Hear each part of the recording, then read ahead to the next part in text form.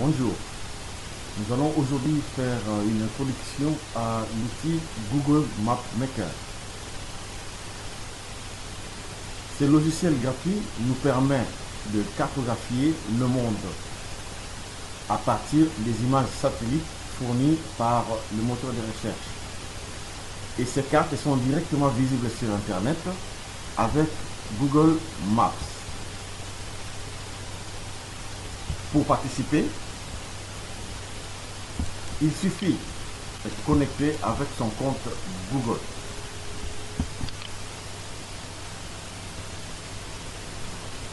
Pour se connecter, vous cliquez bien sûr sur connexion. Vous avez la possibilité de vous connecter directement si vous possédez déjà un compte. Moi je me connecte parce que j'en possède déjà un. Et ceux qui n'en possèdent pas, ils peuvent créer.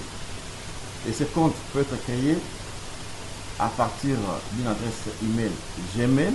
Gmail, c'est directement un compte Google. Ou, à défaut, le compte, n'importe quel compte email que vous avez, n'importe quelle adresse. Que ce soit Hotmail, Yahoo ou autre, vous pouvez également les faire transformer en compte Google. Donc vous gardez votre adresse email, votre ancienne adresse Yahoo ou Hotmail ou autre encore, et vous créez un compte Google à partir de cette adresse. Une fois connecté, vous pouvez commencer à travailler. Vous avez deux possibilités, soit vous choisissez Maps, vous cliquez sur Maps, ou bien vous sélectionnez Google Map Maker. Moi je clique sur Maps et vous allez voir la carte de Google Maps qui apparaît. Et pour commencer à utiliser Google Map Maker, vous n'avez pas besoin de sortir de cette interface. Cliquez en bas à droite, vous avez un bouton modifier dans Google Map Maker. Vous cliquez dessus et vous pouvez commencer à travailler.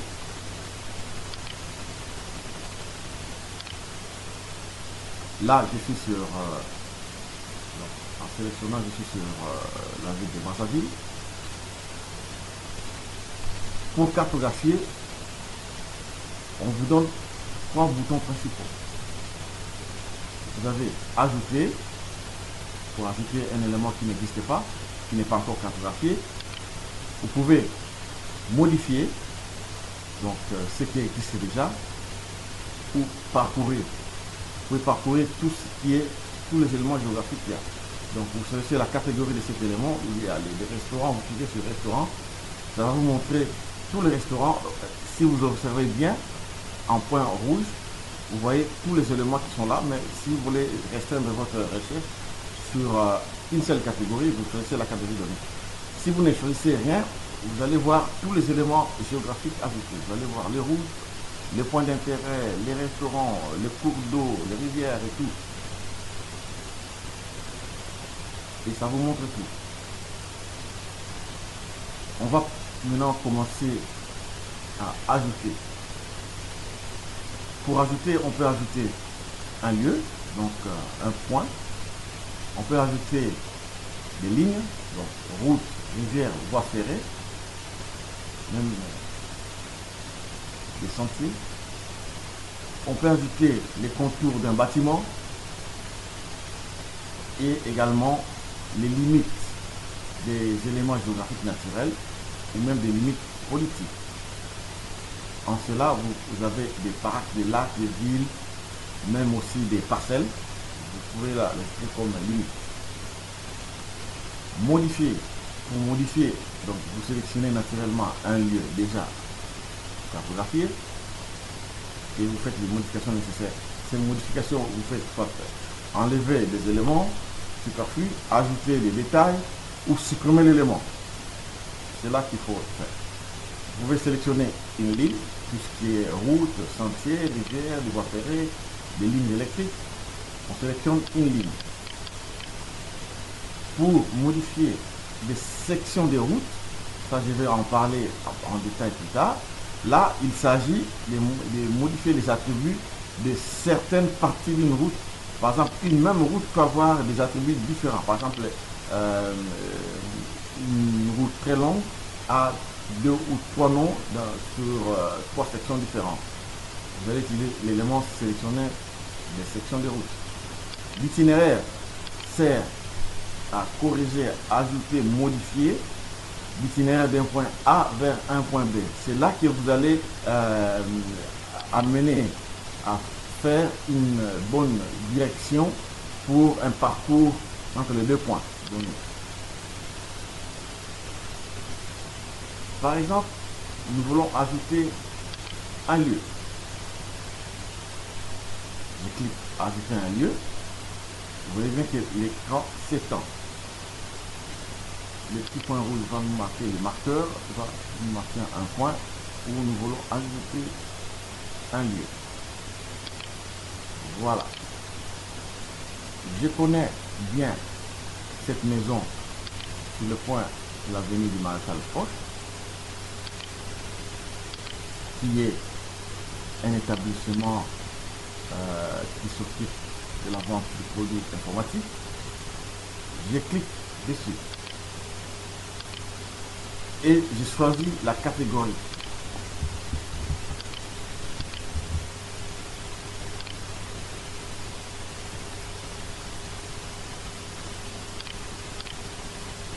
Voilà, magasin d'informatique.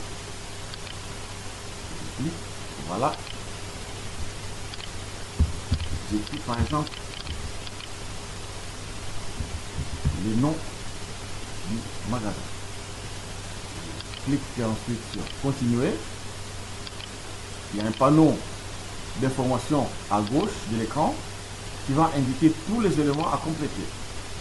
Numéro de téléphone,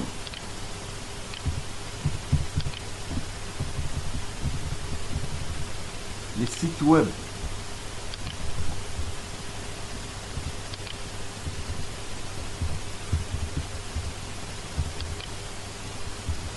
offshore.com, l'adresse email, la catégorie elle est là. Et si ce commerce exerce d'autres activités, vous pouvez ajouter les catégories supplémentaires. C'est là. Par exemple, il achète aussi, en supposant qu'il achète également des bijoux. On ajoute la catégorie supplémentaire acheteur de bijoux. Un exemple, les horaires d'ouverture, c'est là que je l'indique. Le magasin ouvre à 9h30 et se ferme à, par exemple, à 18h30. Je clique là. S'il y a d'autres horaires, là, c'est ouvert du lundi au vendredi, je peux corriger. S'il n'est pas ouvert le mercredi, je décoche mercredi. S'il est ouvert le samedi, je décoche samedi. Voilà. Si je veux ajouter d'autres heures d'ouverture, par exemple, il s'ouvre encore plus tard, la nuit. C'est là qu'il faut ajouter.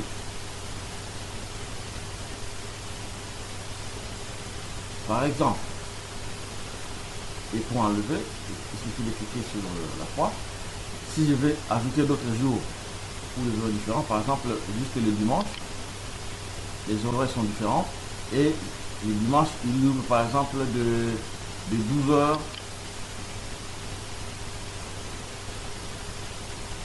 à 18h. Voilà. Les modes de paiement. Le magasin accepte les espèces, les virements bancaires, mettre la carte, Visa, je ne pense pas, après il n'y a pas la carte Visa, oui. Et des chèques, même aussi par banque en ligne, éventuellement. Ici, on ajoute des informations, on précise les détails, on décrit les lieux, ça restera sur la carte. Et important, les commentaires. Si vous estimez nécessaire pour expliquer celui qui va modérer votre contribution, c'est là que vous allez ajouter les commentaires. J'explique les éléments ajoutés par des novices, des personnes qui commencent à cartographier, ils sont systématiquement modérés. Mais à partir d'un certain nombre de contributions, vos ajouts seront publiés directement sans passer par la modération. Mais au départ, tout le monde passe par la modération. Et ils sont modérés par les modérateurs de confiance qu'on appelle RER ou bien le modérateur de l'équipe Google, des G-Reviewers. Certains pays, pour certains pays, toutes les contributions passent par la modération. Par exemple, la France, la Belgique, la Hollande, les États-Unis, le Canada, par exemple. Mais généralement, tous les pays d'Afrique, ça ne passe à la modération que pour les novices. Voilà, nous avons ajouté notre magasin d'informatique, donné tous les détails, et il faut enregistrer pour que notre contribution soit ajoutée. Donc une fois enregistré, donc soit ça sera publié automatiquement sur la carte Google Maps, soit il faudra attendre l'intervention d'un modérateur.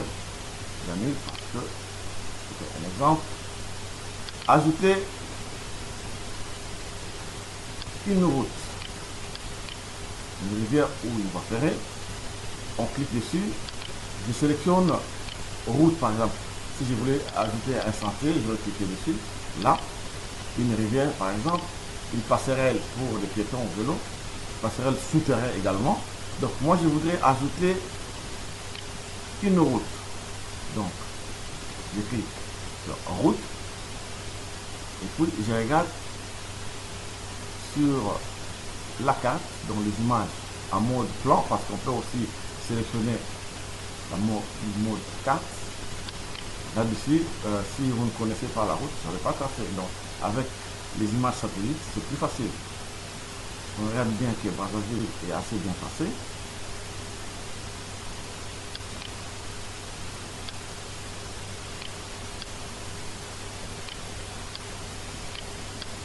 En poussant un peu partout, je vois une route ici n'est pas tracée. La voilà.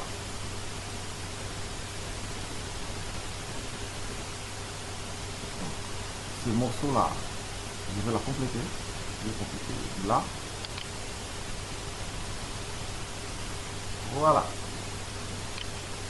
Après avoir tracé, on double-clique.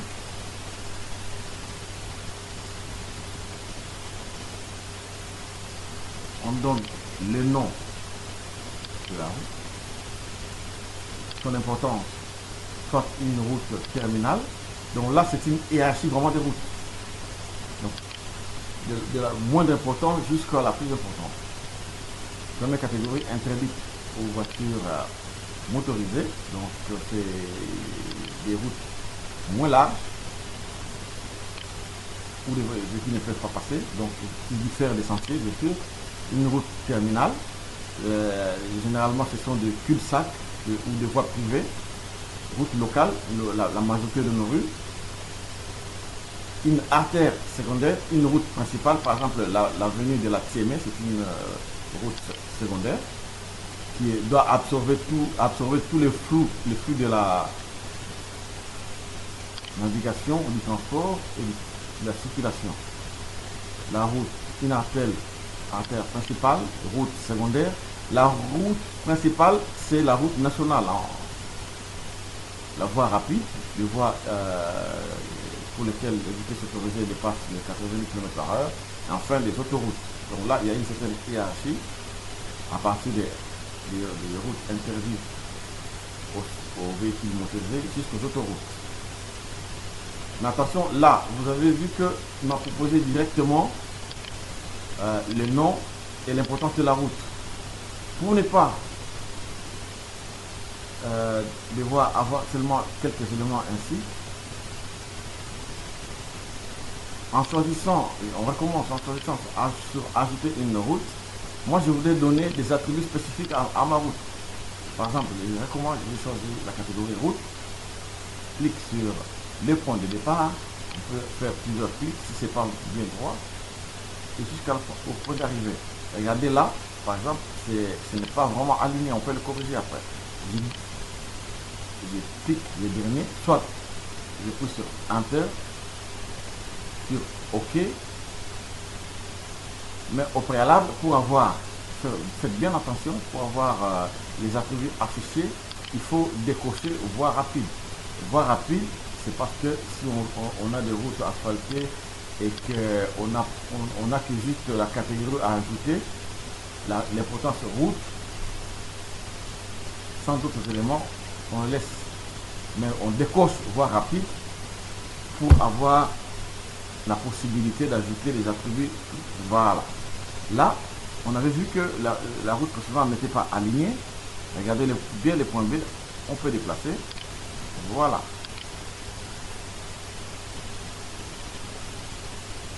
On aligne la route. Là également, on peut l'aligner après tout. Et on a notre route tracée. Là, on va donner des attributs. C'est une route locale, oui. Il y a 2 voies de circulation.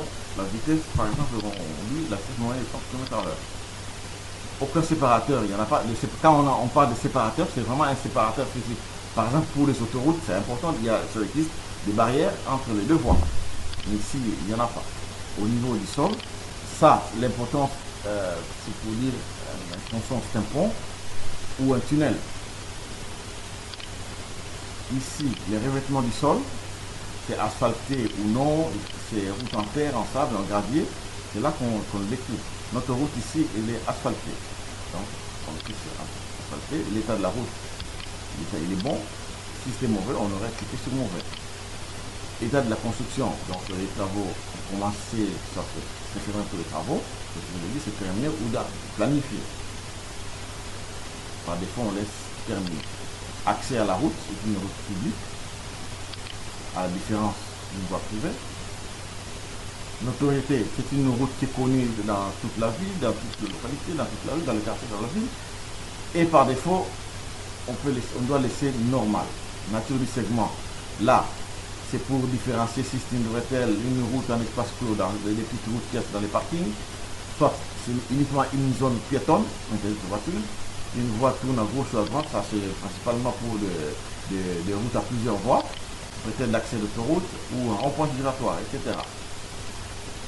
Ici, les informations sur le vélo et piéton, là on informe s'il y a des voies distinctes pour des vélos, des pistes cyclables, si c'est interdit au vélo ou pas. À défaut, on laisse vide sur en haut, pas d'informations précises. Ça, on donne la licence A vers B, A vers B, et plus bas, de B vers A. Des paliers également. Les paliers, ça c'est important sur les routes qui sont surmontées, surélevées. Qui ne sont pas les ponts, mais une partie peut passer au-dessus d'autres routes. Et ça c'est important, s'il y a des routes superposées qui ne se croisent pas. Et c'est là qu'il faut faire bien attention.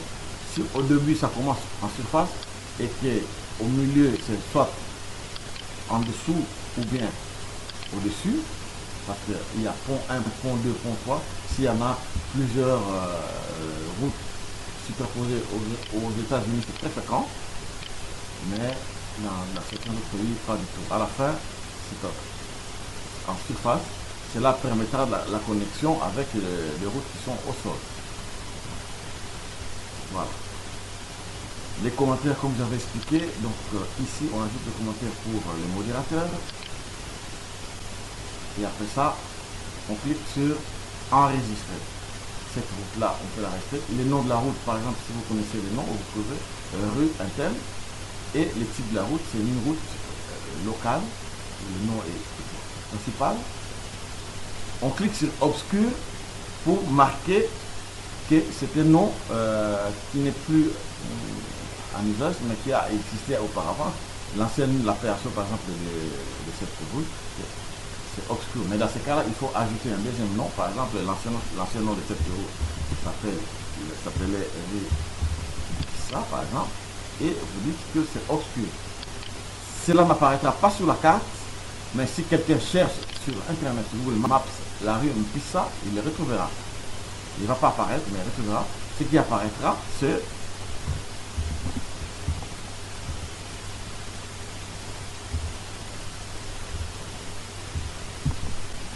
rue Mouma, par exemple, c'est ça qui apparaît.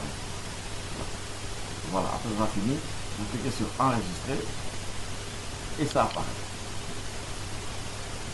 Jamais. Vous pouvez ajouter aussi les contours d'un bâtiment. Pour ça, vous cliquez sur ajouter les contours d'un bâtiment. Je vais chercher un bâtiment distinct. Voilà. On a le bâtiment du CNMTS.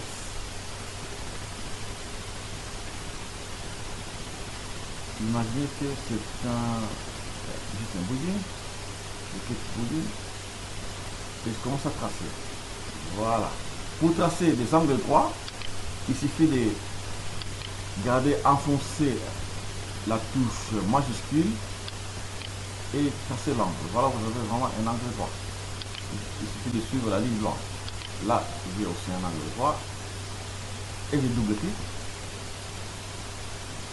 J'ai mon bâtiment. Si par exemple il y avait un espace au milieu, c'est simple, il suffit de cliquer sur découper. Pareil, on trace.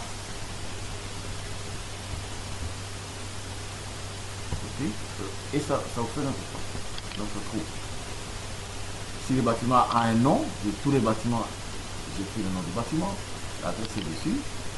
Les attributs, ça, la hauteur, si on connaît la hauteur, le nombre d'étages, si par exemple il a 3 étages, on mettra la hauteur à 9 mètres. Par contre, non, c'est 12 mètres. On compte environ 3 mètres par étage. Ça fait 12 mètres. Si on connaît les sites, on le donne. La description, on peut la faire. Et les commentaires pour les modérateurs. Attention, si un bâtiment possède plusieurs entités, il faut éviter de nommer le bâtiment. Alors on pourra dessiner celui-ci sans le nommer et ajouter par après les noms spécifiques de chaque entité. Là, je pense par exemple aux différents commerces qui se situent dans un même bâtiment. Donc on enregistre le bâtiment, on l'enregistre, ensuite on va ajouter les différents commerces.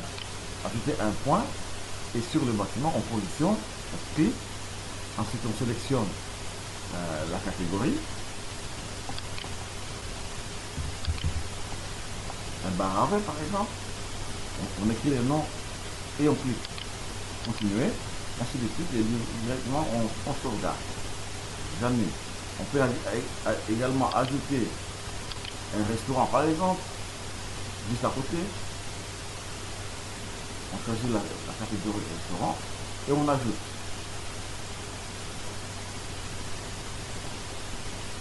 On peut également ajouter les contours. Et c'est là on ajoute les communes, les sous-localités, quartiers, localités. Donc entité administrative mairie, éventuellement. Par exemple, je vais ajouter un bois. Voilà. Ici, c'est une zone boisée. Attention, pour dessiner une limite comme ça, pour question d'esthétique, on va donc sur la carte, on voit bien que le bois se termine là, mais chez Google, il conseille d'aller jusqu'au milieu de la route. Question d'esthétique.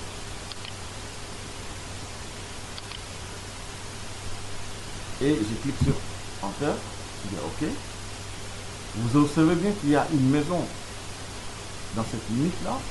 Donc, utilisez l'outil découper pour que la maison ne soit pas perdue dans l'espace vert. Voilà. Et là, vous enregistrez.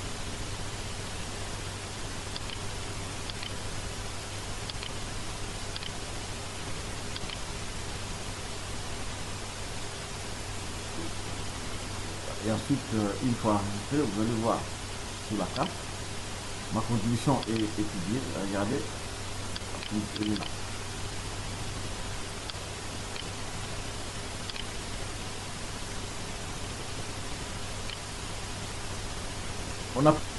si c'était une école par exemple, vous pouvez à la fois dessiner les limites de l'école, toutes les limites,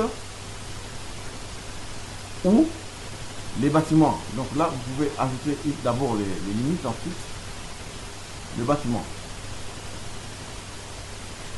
Maintenant, nous passons à la modification ou la suppression également. On va retourner sur les images satellites. Modifier, sélectionner un lieu. Voilà, moi je vais modifier ce que j'ai ajouté. Au double clic sur le point et ça va vous montrer les éléments à modifier. Regardez sur le panneau de gauche. Le point A, ça explique, ça montre le bois. B, c'est le PS qui se met en surveillance aussi une fois que le curseur passe dessus. Le point C, un bois église de Jésus-Christ. Le point D, ONG, ça c'est la commune ONG, Mungali, dans la ville, Kalangaï, etc. Moi, je vais modifier, je vais plutôt supprimer le bois que j'avais ajouté. Voilà. Supprimer. Supprimer. Et vous dites la raison pour laquelle je veux supprimer. Moi, je dis que cet élément aujourd'hui n'existe pas. Et je vais laisser un commentaire au modérateur.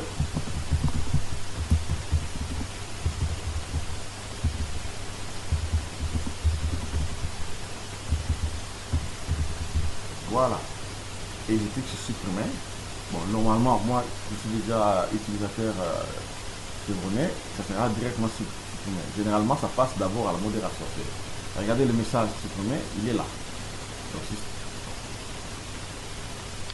le même message sort aussi si ça doit passer à la modération. Ça explique que votre contribution passera à la modération. Un élément important, vous avez bien observé que dans cette ville ici, Brazzaville en l'occurrence, la majorité des routes sont tracées, mais il manque énormément de noms de rues. Alors là, qu'est-ce qu'on fait? Ici, on va sélectionner une ligne parce qu'on souhaite ajouter les noms. Je clique sur la route, voilà. Il y a des petites icônes qui montrent les routes. Attention, pour, je clique dessus, ajouter un nom, il ne faut pas choisir modifier ces tracés parce que si vous choisissez modifier ces tracés, ça ne modifiera que les quelques attributs du segment là, donc il y a l'autre partie, ça ne sera pas pris en compte. Donc il faut modifier l'intégralité de l'élément route pour pouvoir changer de nom.